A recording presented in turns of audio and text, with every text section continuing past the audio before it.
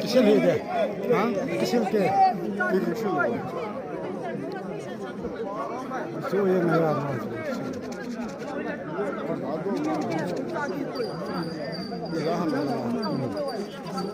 Miyak kadar var mı? Buraya gel.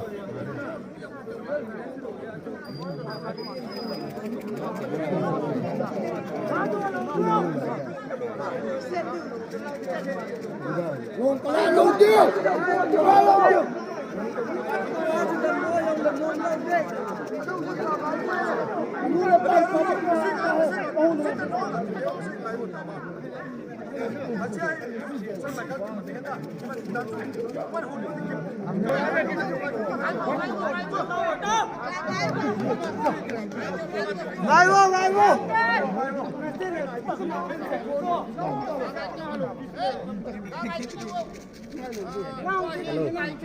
Ngay luôn chưa?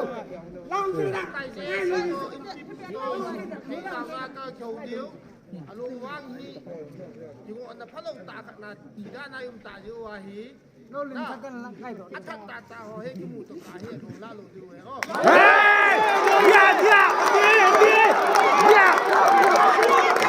ya itu di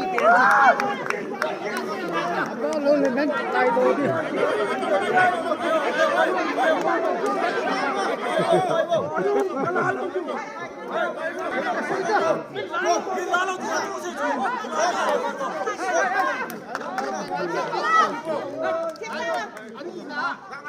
Anina, kau sepuluh tim boleh, JC le, TSA hon, na. Pani bol diu tai, kepin diu tai, karena itu diu tai, kisen diu tai, kita kawahi, insan doi bol diu he.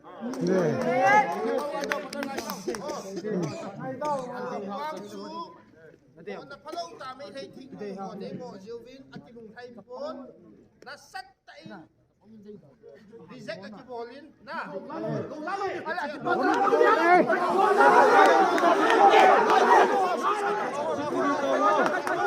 Hai này cao không?